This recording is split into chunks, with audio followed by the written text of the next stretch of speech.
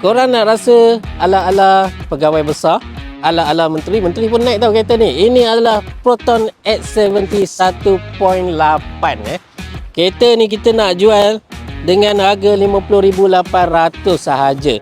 Kereta ni dikeluarkan pada tahun 2020.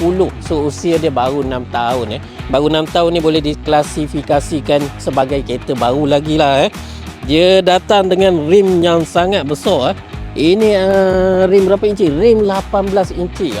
Rim 18 inci. Kereta besar, rim kena besar bang.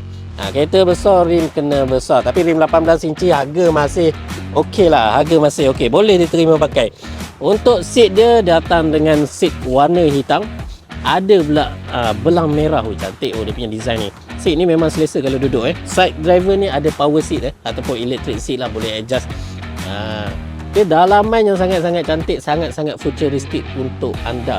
Macam biasalah, kereta Proton sekarang bukan biasa-biasa. Tak macam dulu bang, tak macam dulu. Sekarang Proton punya teknologi sangat-sangat canggih Tengok bahagian belakang, dia datang dengan bahagian belakang yang sangat luas, sangat selesa. Dan ada aircon macam biasa. Kat Malaysia ni perlu ada aircon ni sebab cuaca Malaysia sangat-sangat panas. Okey, kereta ni kalau kata full loan pun bulanan dalam bawah 700 je. Tu full loan kalau anda letak deposit, lebih kurang bayar MyV saja. Okey. So macam biasa, kalau berminat roger saya. Bye bye. Assalamualaikum.